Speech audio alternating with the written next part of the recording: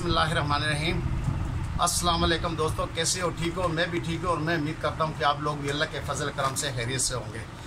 तो दोस्तों, थंबनेल के ऊपर तो आप लोगों ने पढ़ लिया होगा, देख लिया होगा। 80 साल की औरत ने 20 साल के लड़के से पसंद की शादी कर ली। तो ये पसंद की शादी तो हो गई, लेकिन ये पसंद की शादी में 7 ख़ानदान जो है वो इस दुनिया से चले गए, ख़त्म हो गए, बर्बाद हो गए, मर गए। इस शादी के कहानी में आप लोगों को सुनाऊंगा, लेकिन सुनाने से पहले मेरी ये रिक्वेस्ट है कि मेरी इस वीडियो को छोटे बच्चे ना देखें।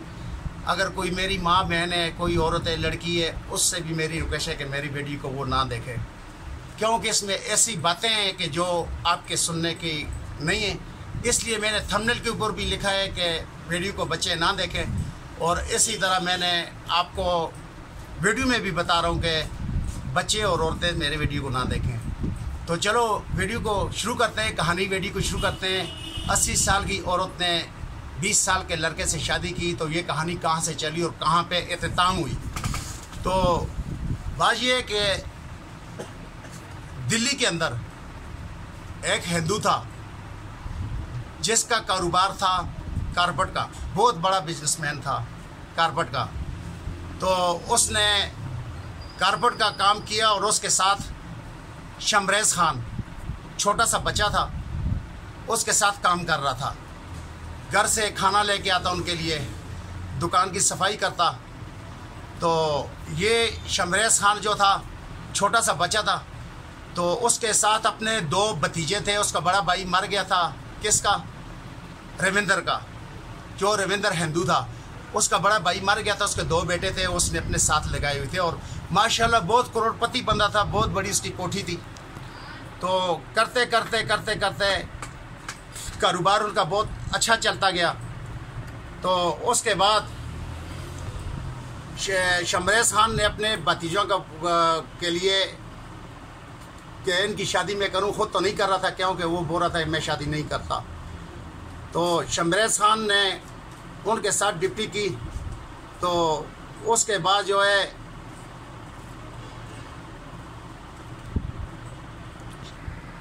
तो शमरेज़ खान ने सोचा कि चलो ना, रविंदर ने सोचा कि मैं अपने भतीजों की शादियां कर लूं। तो उसने अपने जो है भतीजों की, पहले तो उनका रिवाज होता है लड़की देखते हैं, लड़की देखने के बाद फिर शादी, थोड़ा टाइम लगता है। चलो जो भी हुआ उसने कर दी। तो उनके साथ ही ये भी काम कर रहा था शमरेज़ खान।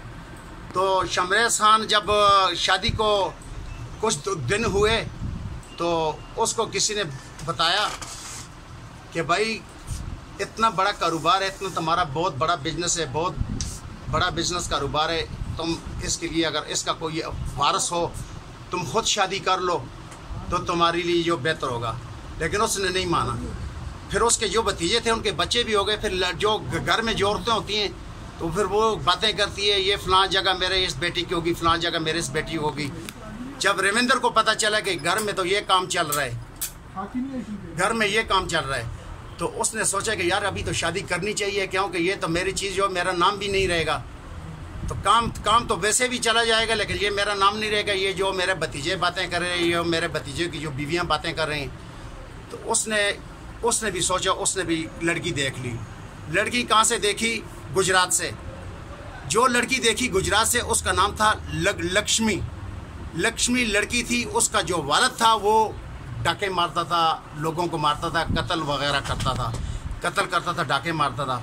और उसकी एक ही बेटी लक्ष्मी थी, वो भी अपने बाप के साथ इस धंधे में मुलव्वस थी। ये काम करती थी, मारती भी थी, डाके भी मारती थी अपने वालिद के साथ। तो एक दिन हुआ कि वही लक्ष्मी उसकी ज़िंदगी में आ गई और शादी हो गई। जब शादी हो गई, शादी के बाद तकरीबन कोई 15 साल गुजर गए। 15 साल गुजर गए, उसका बच्चा, उसको अल्लाह ने बच्चा नहीं दिया। तो उसकी बेगम ने भी जब घर में देखे कि ये दूसरी लड़कियां क्या बातें कर रही हैं कि ये कारोबार हमारा होगा, ये दुकान हमारी होगी, वो फैक्ट्री हमारी होगी, तो उसकी जब बेगम को जब पता चला तो वो अपने रविंदर से बात की कि ये घर में तो ऐसी बातें हो रही हैं। वो भी परेशान था कि अभी शादी कर रही है, देने वाला तो अभी हमारा रब है, उनका तो भगवान है, वो तो भगवान से मांगते हैं, हम तो अपने रब से मांगते हैं। तो उन्होंने सोचा कि ये अभी क्या किया जाए। तो उसकी जो बेगम थी वो तो पहले बदमाश लड़की थी, लक्ष्मी। उसने बोला कि चलो अगर ऐसे ही काम है तो मेरा मियाँ तो बीमार है, वो तो किसी काम का नहीं है, शादी के काबिल नहीं था, उसने कर लिए। लेकिन अभी जो ये कारोबार है, इतना बड़ा करोड़ों का अरबों का कारोबार है, इसका कोई वारिस तो बनाना है। उसने शमरेज़ खान के साथ गलत ताल्लुकात बना दिए। उसने शमरेज़ खान को उसने ये ऑफ़र की। शमरेज़ खान पहले तो ना माना, क्योंकि पठानों में ऐसा काम नहीं होता, ना कोई ऐसा पठान काम करता है। लेकिन उसने दौलत की लालच दी कि तुम्हारे घर में भाई हैं, छोटे छोटे भाई हैं, बहनें हैं, बूढ़े माँ बाप हैं, तो तुम किराए के मकान में रह रहे हो, मैं तुम्हारे को मकान भी अपना बना के दे दूँगी, सब खर्चा मैं तुम्हारा दूँगी। लेकिन जो मेरी बात है ये है कि तुम मेरे साथ वो ताल्लुकात रखोगे जो खावंद के बीवी के साथ होते हैं।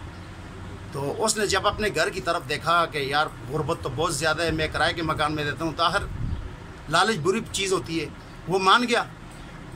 उसने उसके साथ गलत ताल्लुकात उसने शुरू कर दिए, और इस ताल्लुकात को उसने अपने रविंदर को भी बताया, अपनी उसकी लक्ष्मी ने, कि अभी और कोई चारा नहीं है, यही एक चारा है कि ये हमारे घर में कि मुझे वारिस चाहिए इस कारोबार के लिए, तुम्हारे भतीजों ने इसके ऊपर कब्ज़ा कर लिया है तो मुझे वारिस चाहिए। वो भी बेचारा खामोश था और उसके पास कोई रास्ता ही नहीं था रविंदर के पास। तो इस तरह करते करते 2-3 साल और गुजरे, गलत ताल्लुकात उसके साथ जोड़ दिए शमरेज़ के साथ। उनका एक बेटा हुआ। जब उनका एक बेटा हुआ तो एक दिन शमरेज़ ने बोला मुझे 5 लाख रुपए की ज़रूरत है। जब उनकी दुकान पे गया, बहुत बड़ी दुकान थी, बहुत बड़ा स्टोर था कारपेट का, उधर जब गया तो इसने बोला कि भाई मुझे 5 लाख रुपए की ज़रूरत है। मकान तो उन लोगों ने पहले भी, उसकी बीवी ने पैसे इतना दिया था कि मकान, शमरेज़ खान को मकान भी अपना मिल गया था, उसके सारे घर का खर्चा वो लक्ष्मी देती थी, इधर से भी पैसे रविंदर से भी उसको मिलते थे। तो जब उसने 5 लाख की डिमांड की तो लक्ष्मी ने बोला कि मैं तो तुम्हारे को 50,000 लाख रुपया, इतना तो मैं पहले मेरे पास होता था मैं देती थी, लेकिन अभी 5 लाख है मेरे पास, तो अभी 5 लाख नहीं है, तुम रविंदर से जाके बात करो, वो आपको दे देगा। तो जब ये दुकान के ऊपर गया, उनके शॉप के ऊपर गया, तो उधर तकरीबन कोई 3 करोड़ रुपया पड़ा था, जो कि उन्होंने माल मंगवाना था। तो इसने भी डिमांड की कि मुझे 5 लाख रुपया चाहिए। रविंदर तो देने को तैयार था, लेकिन उसके भतीजे तैयार नहीं थे। उन्होंने बोला चाचा अभी माल लेके आना है, कल माल के लिए पैसा इकट्ठा किए, कल माल लेके आना है, तो भतीजे ने बोला कि चाचा कल माल लेके आना है, ये 3 करोड़ रुपया पड़ा है, लेकिन माल के लिए पड़ा है, ये 5 लाख रुपया मांग रहे हैं, इसको बोलो कुछ दिन सब्र करो। तो वो बेचारा भी मजबूर था। उसने बोला कि यार तुम ऐसा करो, तुम अभी 4-5 दिन सब्र करो, अभी पैसे की कमी है। तो जो शमरेज़ खान था उसने तो देखा 3 करोड़ रुपया पड़ा है तिजोरी में। तो शमरेज़ खान ने बोला कि ये तो अभी मुझे पैसे नहीं देते, अभी इनका रवैया बदल चुका है। शमरेज़ खान ने सोचा कि ये पैसा किस तरह हासिल किया जाए। जब रात को छुट्टी होती है, वो 2 भतीजे और रविंदर जो है दुकान बंद करके जाते हैं। तो दुकान बंद करने से पहले ही उसके अंदर एक बाथरूम था दुकान के अंदर, और उस बाथरूम का जो ताला था अंदर से दरवाज़ा लगता था और बाकी बाथरूम बाहर की तरफ था। एक ऐसी गली थी जिस गली में ज़्यादा आम रफ्त नहीं थी, पीछे बाड़ा था, बकरियों का बाड़ा था, आम गली नहीं थी, बंद गली थी, उधर से रोशनदान था। तो शमरेज़ खान के दिल में ये आया कि मैं ऐसा करूं कि मैं पेशाब के बहाने से अंदर चला जाऊं, तो अंदर से जब बाहर आऊं तो ये दरवाजे को दोबारा लॉक ना लगाऊं, तो रात को वारदात डालूंगा, ये 3 करोड़ रुपए है। तो शमरेज़ खान ने बोला चाचू मुझे तो पेशाब आया, चाबी दें बाथरूम की। उन्होंने बोला ये लो चाबी। जब वो चाबी लेके गया, वो वाशरूम के अंदर गया। जब वाशरूम के अंदर गया, उसने रोशनदान के जितने वो नट काबले थे, लाख थे, उसने अंदर से खोल दिए। खोल के जब बाहर आया तो चाचे ने क्या किया, वो 3 करोड़ रुपया था, अपने भतीजे को बोला कि ये ले जाओ घर को, क्योंकि दुकान में देखो इतनी रकम नहीं छोड़ता। उन्होंने अपने भतीजों को पहले 3 करोड़ रुपए दे के भेज दिया कि तुम लोग जाओ, तो मैं जब ये शमरेज़ खान निकलेगा तो मैं आ जाऊंगा। तो उसके भतीजे पैसे लेके निकल गए दुकान से, घर को चले गए। तो ये जो शमरेज़ खान था ये बाहर निकला, इसने वैसे कुंडे को खड़काया, कुंडा लॉक नहीं किया, वैसे कुंडे को खड़का के वैसे साथ ताला वैसे ही लगा दिया, यानी दरवाज़ा खुल ही छोड़ा। आया चाबी दे दी अपने उसको रविंदर को कि ये लो। तो ये लोग भी निकल गए, ताले लगाए दुकान को, निकल गए। फिर दूसरी बात ये है कि शमरेज़ ने बोला कि मैं 2-3 दिन के लिए कहीं काम जा रहा हूँ, मेरा कोई काम है, मैं 2-3 दिन के बाद ही आऊँगा, क्योंकि उसको तो इरादा था कि आज रात को मैंने इधर डाका डालना है, 3 करोड़ इधर पड़ा है। तो उसने बोला चलो क्या काम है? उसने बोला मैं किधर जा रहा हूँ, मेरा कोई काम है, मैं 2-3 दिन के बाद आऊँगा। उसने बोला ठीक है।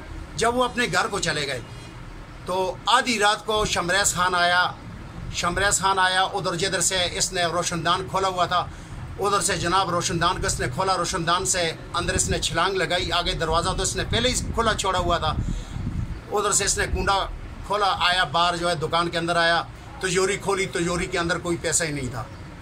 बहुत परेशान हो गया कि ये क्या काम हुआ, मैंने तो इतना बड़ा रिस्क लिया है, तो ये तिजोरी तो अभी खाली पड़ी है, ये मैंने क्या कर दिया। लेकिन फिर भी जो चोर होता है, जिसकी नीयत ख़राब होती है, तो वो कोई ख़राब काम करके ही रहता तो नहीं है। उसने बोला चलो पैसे तो अभी मुझे मिले नहीं। उसने क्या किया कि उधर से कुछ थान जो है ये कारपेट के महंगे महंगे जो कालीन है, कारपेट हैं, वो उधर से उसने निकालने शुरू कर दिए, उस रास्ते से, बाथरूम वाले रास्ते से निकाल दिए, जिससे जितना उससे निकलना था, जितना माल निकलना था रात को सुबह अज़ान होते तक वो माल निकल गया, उसने निकाल दिया तो रफू चक्कर हो गया। सुबह जब रविंदर आया और उसके भतीजे आए, दुकान को ताले खोले, अंदर जब दुकान के अंदर आए देखते हैं आगे हर माल बिखरा पड़ा हुआ है, माल नहीं है। माल तो पहले भी कम था क्योंकि उन्होंने 3 करोड़ का माल और मंगवाना था, तो काफ़ी माल और गायब हो गया है। हैरान परेशान है कि ताले भी टूटे नहीं है, ठीक ठाक हैं, चौकीदार भी बाहर घूम रहे हैं मार्केट में, ये क्या चक्कर हो गया। लेकिन जो रविंदर थोड़ा होशियार बंदा था, वो गया थाने में, उसने रिपोर्ट लिखवाई। रिपोर्ट लिखवाने के बाद वो जब आया, उसने बोला अपने भतीजों के घर में जाके अपनी चाची से बात नहीं करनी और अपनी बेगम से बात नहीं करनी कि दुकान में डाका लगाए, इस बात को अपने दिल में रखना है।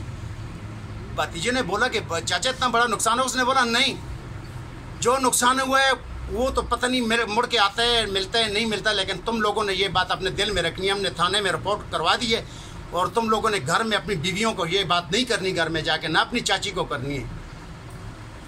खामोशी से 3 दिन गुजारे, सोच रहे हैं कि ये कैसे हुआ कैसा ना हुआ। उनके जहन में ये बात आ रही नहीं थी, उनको ये भी पता नहीं कि लेटरिन का दरवाज़ा रात को ये बंदा पेशाब को गया। चाचे से वो बात भी भूल गई थी, वरना वो भतीजे को बोल सकता था कि इस तरह रात को शमरेज़ ने चाबी मांगी थी, लेकिन उससे भूल चुका था क्योंकि नुकसान बहुत हुआ था।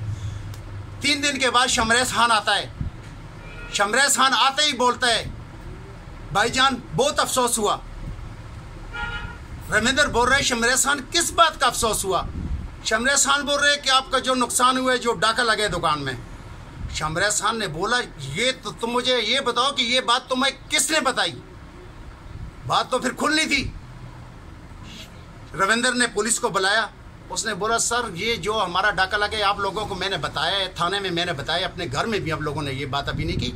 ये बंदा हमारे साथ काम करे, इतने अरसे से छोटा सा बच्चा था, काम कर रहा था, अभी माशाल्लाह अभी थोड़ा जवान हो गए, लेकिन ये मुझसे ये बात कर रहे। 3 दिन के बाद ये आए, बोल रहे डाका लगाए। तो आप इससे खुद पूछो किसने बताया? हमारा चोर वो ही है जिसने इसको बताया। जब पुलिस ले गई शमरेज़ खान को, जब शमरेज़ खान की गांड के ऊपर डंडे पड़े पुलिस के, बताओ किसने बोले? तो किसका बोलता? चोर तो वो खुद ही था। उसने बोला चलो अभी 3 दिन हो गए, चोरी हो गई है, सारे इलाके को पता लग गया होगा, मैं भी हमदर्दी अपनी उनके साथ कर लूँ। लेकिन उसने फंसना था। जब उसको पुलिस ने गिरफ़्तार किया, गिरफ़्तारी के बाद इन लोगों ने क्या किया कि इन लोगों ने उसके जो घर है वो घर भी वापस ले लिया, उसके बच्चे उधर से निकाल दिए, शमरेज़ खान के सब जितनी सहूलतें थी उससे ले ली, उसको जेल में बंद कर दिया। जेल में बंद करने के बाद तकरीबन 6 महीने के बाद शमरेज़ खान जेल से फिर रहा होके आ गया। जब उसने देखा कि भाई उसके वालिदैन, उसके छोटे बहन भाई दर बदर हो गए हैं, उसने रविंदर ने मकान भी ले लिया, सब कुछ ले लिया, तो उससे बर्दाश्त ना हुआ। तो उसने क्या कि उसने बोला इतनी मेहनत करने के बावजूद जो दिया था वो भी ले लिया, फिर किस तरह बर्दाश्त होता है। एक रात को उसने जो है बंदूक उठाई, क्लाशिनकोव उठाई, दाने उठाए, जो भी चीज़ें उसके साथ और दी, पिस्टल वगैरह उठाए, सीधा चला गया रात को रविंदर के घर। जब रविंदर के घर गया तो रविंदर की जो बेगम है वो अपने बच्चे की वीडियो बना रही थी। जाते जाते जो उसका भतीजा था बाहर बरामदे में था, उसको उसने फेर मारे शमरेज़ खान ने। जब उसको फेर मारे रविंदर की बेगम ने जल्दी से बच्चे को उधर ही छोड़ के भाग गई बाथरूम के अंदर। बाथरूम के अंदर से जो रोशनदान था उसने कैमरों से तरह पकड़ा था कि ये कौन आ गया जिसने फेयर कर दिया। एक भतीजों को बाहर डेर कर दिया, बाकी अंदर बैठे हुए थे, टीवी लॉन्च में बैठे हुए थे सब। उधर आते आते आंधा धुन फायरिंग उसने कर दी, जिसमें वो बच्चा भी ख़त्म हो गया, रविंदर भी ख़त्म हो गया, उसकी जो रविंदर की जो भतीजों की जो बीवियाँ थी वो भी मर गई। यानी इसमें तकरीबन कोई 16-17 बंदे बच्चों के साथ 16-17 बंदे उसने ढेर कर दिए उधर। जब वो मर गए तो रविंदर तो अपना उसका शमरेज खान तो अपना काम करके चला गया। उसकी तमाम वीडियो लक्ष्मी ने रिकॉर्ड कर ली थी अपने मोबाइल के अंदर। जो मर गए वो तो मर गए। सुबह जब हुई तो उसने थाने में रिपोर्ट कराई और वो वीडियो सामने की पुलिस को, तो शमरेज खान गिरफ्तार हो गया। शमरेज खान गिरफ्तार होने के बाद उसको तकरीबन सज़ा हो गई 20 साल की उसको सज़ा हो गई। जब उसको 20 साल की सज़ा हुई वो जेल में था। लक्ष्मी जो थी वो तो पहले कातिल थी, डाकू थी, बदमाश लड़की थी। उसने अपने बाप के जो उसके साथ बाप के साथ जो उसके डाकू वगैरह थे, बदमाश थे, उसने वो मंगा लिए क्योंकि उसके पास दौलत की कमी नहीं थी। उसने सबसे पहले जो है शमरेज खान का जो जितना ख़ानदान था उसको ख़त्म कर दिया, मार दिया। पैसा उसने ऐसा बहाया जिस तरह पानी बहता है, इस तरह उसने पैसा बहा के हुकूमत से अपने आप को छुड़ाने के लिए बहुत रकम उसने लगाई, लेकिन शमरेज खान का ख़ानदान उसने ख़त्म कर दिया। जब 20 साल गुजरे, 20 साल के बाद उसकी ज़मानत हुई। फिर पहली तो बात ये देखो, अगर एक बंदे इतना कत्ल करता है, 10 बंदे मारते हैं, 5 बंदे मारते हैं, हमारी हुकूमत अगर हमारा कानून उसको फिर भी थोड़ी सज़ा देता है, फिर उसको बाहर आने देता है, उस बंदे को मौका मिल जाता है। क्यों? उसको पता है कितने बंदे मारे, मुझे फांसी नहीं हुई। तो जब शमरेज 20 साल के बाद बाहर आया, उसने देखा सारा ख़ानदान ख़त्म था।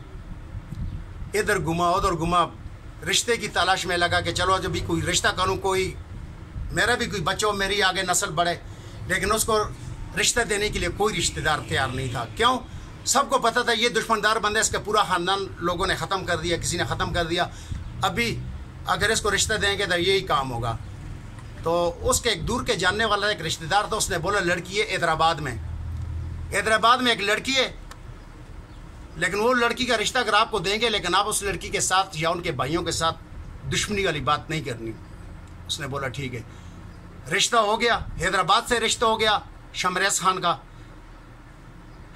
का रिश्ता उधर से हो गया। फिर शमरेज खान ने उधर से हिजरत कर ली कि इधर तो दुश्मनी है, इधर तो छोड़ेंगे नहीं, हमारा पूरा ख़ानदान ख़त्म कर दिया। शमरेज खान चला गया यूपी, इंडिया में एक जगह का नाम है यूपी, तो वो यूपी को शिफ्ट हो गया। शमरेज खान यूपी को शिफ्ट हो गया। उधर उसके तकरीबन 10-15 साल निकाले। 10-15 साल में उसने तकरीबन उसके अल्लाह ने 2 बेटे दिए। बड़े बेटे का नाम कादर खान था और छोटे बेटे का कादर खान, और दूसरा छोटे का नाम अभी मैं भूल चुका हूँ। बड़ा भाई कादर खान था और उनकी एक बहन थी यास्मीन। तो नादर खान, छोटे भाई का नादर खान था, बड़े का कादर था। तो वो ये तकरीबन 3 बहन भाई थे। तो ये जो लक्ष्मी थी, इसको जब पता चला कि ये शमरेज खान यूपी में चला गया है, ये यूपी में आई। यूपी में इसने बहुत बड़ी कोठी ली, जो तकरीबन 5 कनाल के ऊपर कोठी थी, बड़ी महल था। इसने वो लिया।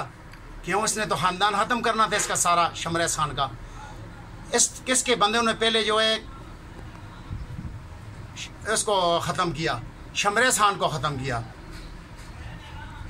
तो उधर आके इसने शमरेज खान को ख़त्म कर दिया, जबकि शमरेज खान भट्टे में काम कर रहा था।